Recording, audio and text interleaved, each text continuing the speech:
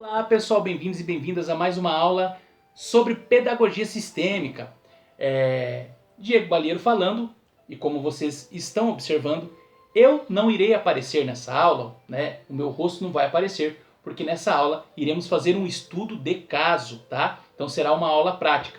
E o que importa é nós olharmos aqui para a mesa terapêutica que eu utilizo para olhar para a solução, para fazer terapias, né? Então vamos olhar aqui para a mesa. Gente, é o seguinte, nas primeiras aulas falamos sobre o quê? Sobre teoria, sobre Bert Hellinger, sobre os princípios sistêmicos, né? Pertencimento, compensação e ordem. E nessa aula vamos observar como os princípios sistêmicos, a parte teórica, se aplica no cotidiano escolar. Tá, Diego, você falou muito bonito, o amor, a ordem, que tem que incluir, que pode se incluir, que existe um equilíbrio, uma compensação, mas como é que funciona isso na escola? É justamente na hora do desafio onde nós podemos, tá, de forma ecológica, aplicar os princípios sistêmicos e olhar para a solução. O problema é quando você tem uma questão e você fica olhando para o problema. O problema, a evasão escolar, o aluno não sei o que, prejudica isso. Você fica olhando para o problema, para a questão, né? E aqui o que muda? A pedagogia sistêmica olha para a solução, tá? Primeiro nós vamos olhar para o que qual que é a dinâmica que leva que essa criança não queira ir para a escola e daí qual que é a solução. Então vamos lá. Para isso precisamos mapear, tá? Então vamos colocar aqui a escola, né? O ambiente escolar. Então aqui é onde tudo acontece, tá? E é claro que escola precisa de professor. Então vamos colocar aqui o professor. E toda escola tem também o aluno. E aqui vamos colocar o aluno indo para a escola. Professor, escola, aluno. O que acontece? Em um determinado momento, por alguma razão, esse aluno se afasta da escola. Tá? E aí o que acontece? Problema. Evasão escolar. O que está acontecendo com esse aluno? Vamos chamar a família. O que é chamar a família? Olhar para o problema. Vamos perguntar o que está acontecendo? Olhar para o problema.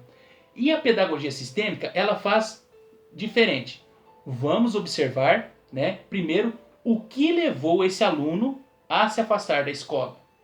E aí é importante a gente aplicar o primeiro princípio, que é o do pertencimento. O que é aplicar o princípio do pertencimento? É incluir. Você vai aqui olhar aqui, ó, para a questão. Existe uma questão aqui, ó, tá? Porque é muito fácil você dizer assim: o problema está na escola, o problema está no aluno, o problema está na família. E na verdade todos estão envolvidos na questão, porque é uma questão sistêmica, não é uma questão mecanicista, tá? Então o que acontece? Provavelmente esse aluno está conectado com um problema na família, que conecta a escola, o professor, todos estão envolvidos. Por isso que é tão desafiador você tratar um problema, porque muitas vezes nós queremos tratar por partes. Vamos chamar o pai, vamos chamar o conselho tutelar. Na verdade, precisaria chamar todo mundo, né? Mas muitas vezes não temos tempo hábil. Por isso que existe pedagogia sistêmica, tá? Problemas complexos de solução simples. Então o que nós vamos fazer? Aqui vamos primeiro colocar isso como uma questão. Qual é a questão? Tá? Então a questão é descobrir o que existe por detrás da história desse aluno. Porque muitas vezes o que existe por detrás está bloqueando ele de entrar na escola. Porque a escola tem regras.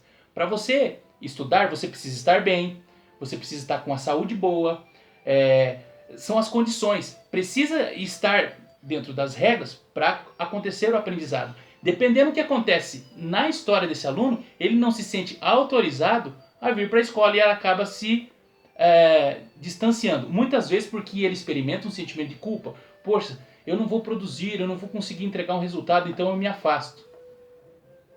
Aí você fala, não, mas nós podemos ajudar ele. Acontece que muitas vezes a questão dele é tão ampla que o professor não tem condição. A escola não tem ferramentas disponíveis e compatíveis com a questão do aluno, tá? E aí precisa fazer uma intervenção. Então, primeiro vamos incluir aqui uma questão. Quando a gente começou a olhar para a história desse aluno, no estudo de caso, a gente observou, através de perguntas, de intervenções, o que aconteceu com esse aluno. Ah, ele estava vindo na escola e ele não veio mais, tá? Ah, mas por quê? Ah, porque as notas deles foi caindo, o desempenho foi caindo. Isso é a questão, o problema. Quando você começa a perguntar o que aconteceu no passado desse aluno, gente, começa a aparecer o porquê desse movimento. Ao investigar a história desse aluno, você vai observar que, sistemicamente falando, esse aluno é 50% o pai dele e 50% a mãe. E aí, ao investigar, um aluno de 8 anos não quer ir mais para a escola. Descobrimos que, quando ele tinha 1 ano de idade, o pai dele faleceu. Tá? Então, houve um contexto aí de sofrimento, né? E aí, o que nós descobrimos? O pai dele faleceu. Tá? Como ele era o filho único, tá? O que aconteceu? Com o passar do tempo, ele começou a frequentar o pré, a primeira, a segunda série. A mãe dele, por ficar viúva, tá? Porque a mãe dele ficou viúva, esse espaço do pai ficou vazio. Então o que acontece? Essa família é como se sofresse uma injustiça. Por quê? Porque o pai foi excluído. Vamos imaginar que esse pai foi assassinado, tá? Por uma questão de dívida e tal.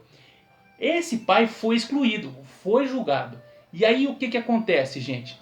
Acontece que esse espaço fica vago. Existe uma questão aqui na história desse aluno. Cadê o pai dele?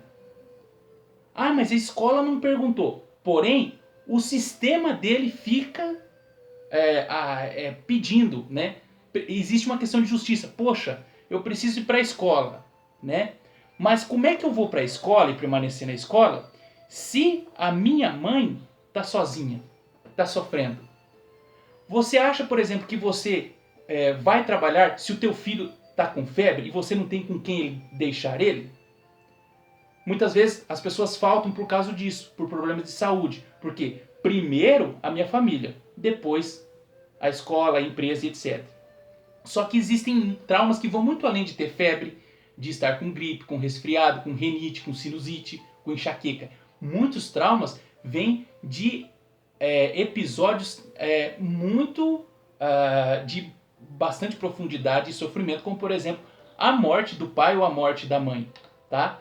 E aí o que descobrimos ao estudar a questão desse aluno?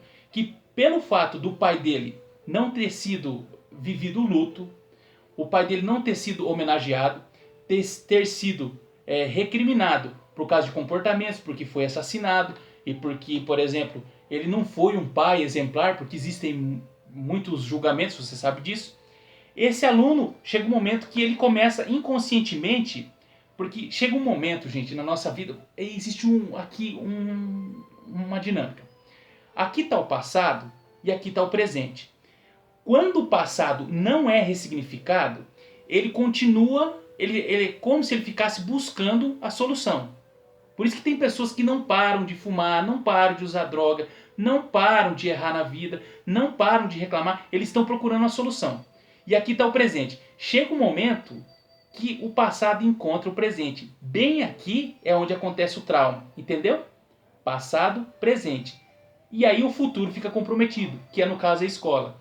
Então, esse episódio do pai ter sido assassinado quando ele tinha 1 ano de idade, quando ele teve 8 anos, encontrou com ele. É como se o sistema perguntasse, cara, cadê seu pai? Por quê? Cadê seu pai? Não, mas meu pai morreu. Mas teu pai morreu do quê? E muitas vezes não se conta a história para a criança para proteger a dignidade dela. Olha, o seu pai foi um homem bom, aconteceu um acidente. Só que inconscientemente isso não foi ressignificado. Isso faz com que o filho comece a querer resgatar o pai. E um dos comportamentos é justamente evasão escolar. Eu não vou deixar a minha mãe sozinha. E aí ele acaba inconscientemente querendo ocupar o lugar do pai, para manter a dignidade do sistema. Vocês lembram que um sistema precisa, lembra a lei do pertencimento? carregar a história. E quando fica faltando esse pai, é como se a história dele ficasse desequilibrada. Ele, através da expiação, que a gente chama de boa consciência, não, eu vou ajudar a mamãe a carregar. Não indo na escola. Porque aqui eu sou mais útil do que aqui. Tá? E aí ele fica ali ajudando. Por quê? Porque o pai não está mais presente. Já deixou o corpo físico. Então esse é um estudo de caso, gente. Tá? Então quando eu começo a olhar além do aparente para o que pode ter acontecido na família de origem dele, na infância, na gestação ou até mesmo antes, eu consigo descobrir a causa. Tá, Diego, ok. Então descobrimos o porquê que ele não está indo na escola. Ele está ocupando o lugar do pai dele, para não deixar a mãe dele sozinha. Porque os filhos fazem tudo pelos pais. Observe como o casal tenta se separar. O filho, cedo ou tarde, vai reproduzir isso. Por quê? Porque as crianças são como esponjas. Eles não são seletivos, eles pegam tudo que está no ambiente. E aí eles tentam resolver, ou no amor ou pela dor. Geralmente é pela dor, porque uma criança não tem capacidade de identificar uma emoção ainda. Principalmente com 8 anos de idade, onde está sendo formada a personalidade dela. Ela não sabe, nós adultos sabemos. Porém, muitas vezes esse professor está tão ocupado, por exemplo, com a questão de cumprir o PPP da escola, o que está escrito na lei, que ele não tem conhecimento e tempo hábil de olhar com amor para esse aluno. E se a família não tem dinheiro para fazer terapia, complicou. Qual que é a solução? Pedagogia sistêmica. Mas não é que a pedagogia sistêmica vai fazer um milagre, mas ela é o começo da abertura de um processo na vida desse aluno. Ok, Diego, tem uma questão, olhamos para a solução, né? Que é o coração do aluno. Para o coração desse aluno, mais importante é a casa do que a escola. E tem como mudar isso? Claro que não. E quando eu reconheço que esse problema não tem solução, é onde começa a constelação do sistema, tanto aqui da família quanto da escola. Diego, mas como é que eu posso fazer isso, tá? Então vamos lá. A primeira coisa é você começar a trabalhar com os alunos aqui da escola a energia do masculino, tá? A energia do masculino. Porque esse aluno, ele não vai lá muitas vezes porque ele tem vergonha de não poder falar do pai. Então, qual que é a solução? É resgatar na escola a energia do masculino. É não recriminar o masculino. Porque isso faz com que ele prefira ficar aqui do lado da mãe. E a mãe também tem dificuldade de encaminhar esse filho para a escola por conta de que perdeu o marido. Tá? Então ela fica lá cuidando e protegendo. Só que o cuidar e proteger impede ele de construir o futuro dele. Então, como que eu faço para solucionar isso? Simples. Eu posso, por exemplo, nas aulas, começar a fazer intervenções sistêmicas. Para quê? Para que as crianças se sintam acolhidas, tá? É começar a trabalhar a energia do julgamento, tá? Parar de querer criticar e começar a trabalhar a inclusão, né? Como? Não precisa chamar o pai, gente, por isso que existe pedagogia sistêmica, mais uma vez eu falo. É fazer com que cada aluno, por exemplo, num papel, num caderno, desenhe ele, tá? Como se fosse como um bonequinho, e fazer ele colocar atrás dele a figura do pai, tá certo? No ombro direito, e a figura da mãe atrás do ombro esquerdo, tá? Comece a incentivar ele a restaurar as figuras parentais.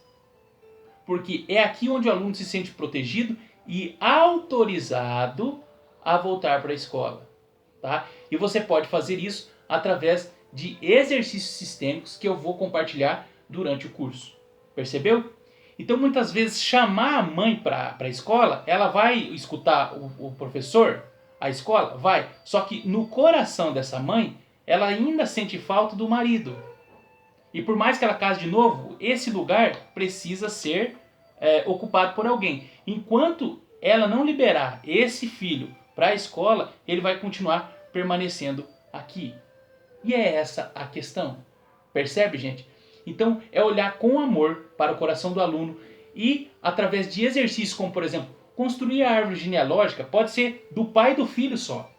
E começar a fazer a pessoa, o aluno, olhar, né, desenhar e olhar para isso, para que no inconsciente dele ele comece a restaurar isso. E você pode fazer terapia na escola de forma gratuita. Basta apenas um caderno e um lápis. E você incentivar a escrever no quadro lá, olha, vocês já experimentaram desenhar a história de vocês? Não precisa falar em pedagogia ou em constelação. Como, professora? Aí você pega e faz um desenho.